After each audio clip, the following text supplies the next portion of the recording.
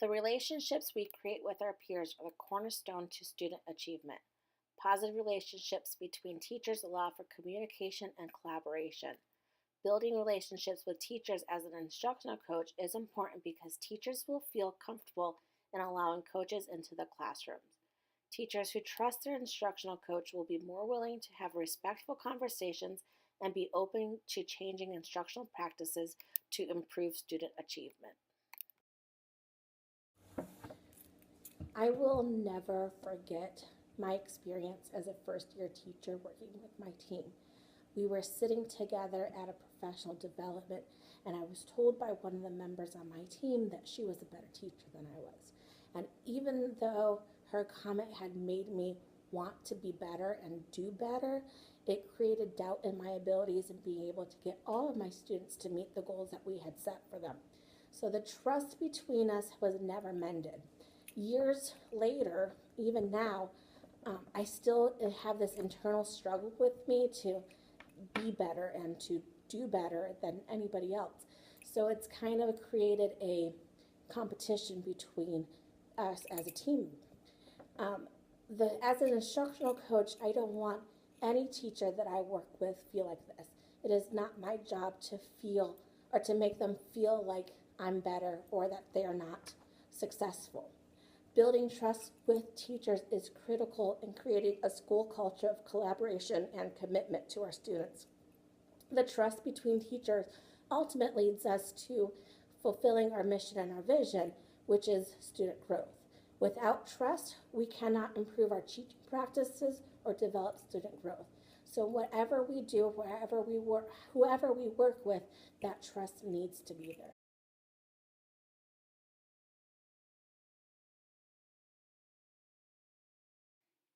One of the most effective ways to ensure academic growth is to include teachers in decision making for their own classrooms.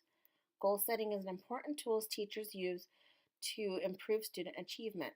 Instructional coaches work with teachers to set those goals. To gain the trust of teachers, they need to feel like their student data is not being judged.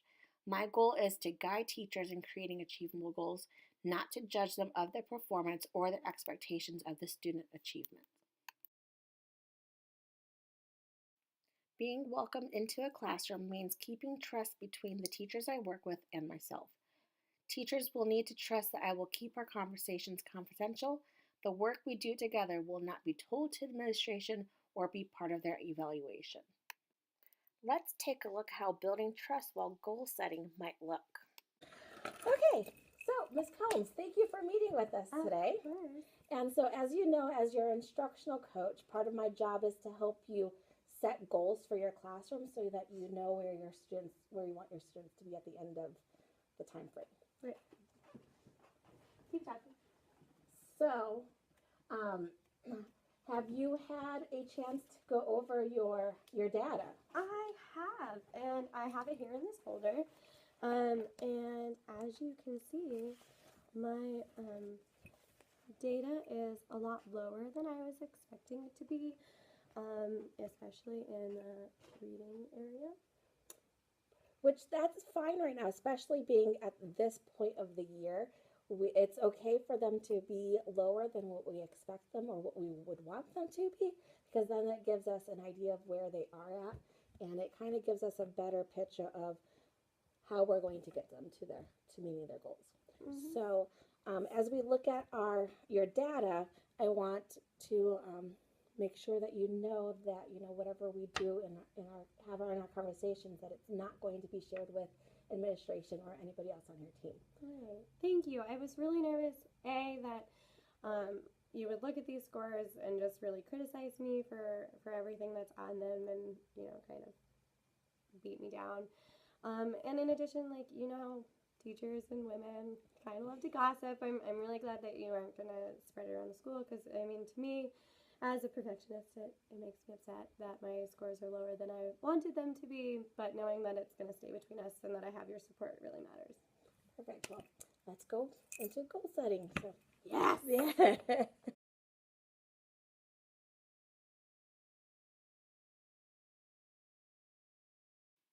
Identifying our learning targets or the goal of a lesson will be necessary in order to check for student understanding. Encouraging teachers to identify their goal of a lesson will be helpful in developing strategies for student achievement in that specific goal. Teachers should also be able to verbalize how they would check for mastery of the goal.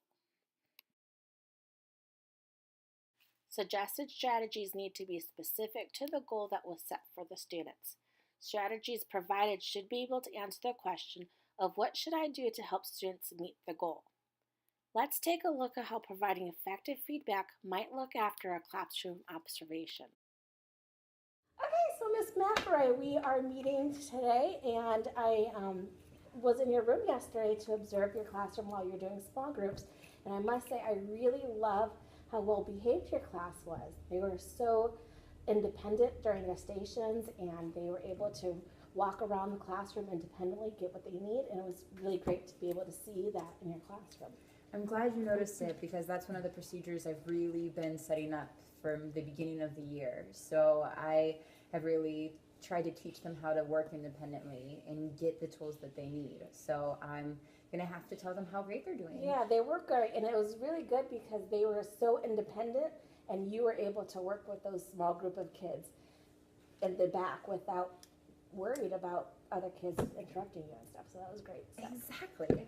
Okay, so I observed you during your small group lesson. So can you tell me a little bit more about how you think your lesson went and what you think you did? Definitely. So we were just practicing reading CVC words. So the goal is to blend three-letter words together to read the word. So I was working with my lowest group, and I feel that some of them were getting it. I know that a few of them were struggling. So I would say that I have 4 that are really close to being at the goal that I want. With more practice, I know they can get there. But I do have 2 that have been kind of struggling. Okay, so you mentioned you had a goal for your group. So what was your overall group, your goal for that whole group? So our final goal for the end of the semester is to fluently read CVC words to be able to almost automatically hear the word. So where I would like them to be is to be able to see a word like cat and put the sounds together, cat, oh, the word's cat. So I really want them to be proficient blenders. Okay, so you have about 4 that are there right now, and then you had 2 that are not there. So where do you think those 2 are at right now, and what would your goal for those 2 kids to be? I feel like the 2 that are struggling are kind of having problems hearing the word because they are still kind of segmenting the sounds. They're not blending it together. So when they're making the word, they're not hearing it as a whole. Okay, so I think we could definitely come up with some strategies for them, and I think that maybe pulling them separate from the rest of the group and just give them individualized instruction with just the 2 of them might help. And I would maybe even use a car and put that on their word that they're working with and show them how the car moves across the words fluently, so, and the car doesn't stop. So kind of getting them that visual to get them to visualize how that car is moving and how their mouth should be saying those sounds.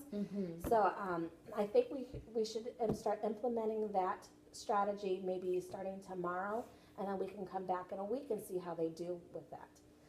I think that'd be great. I'll definitely start working with them, just the 2 of them. So then that way they're not waiting for others. Exactly. I think that would be a great idea. And then the others don't have to wait for them to get their individualized attention as well. Yes, exactly. So. And that car visual, I love that idea.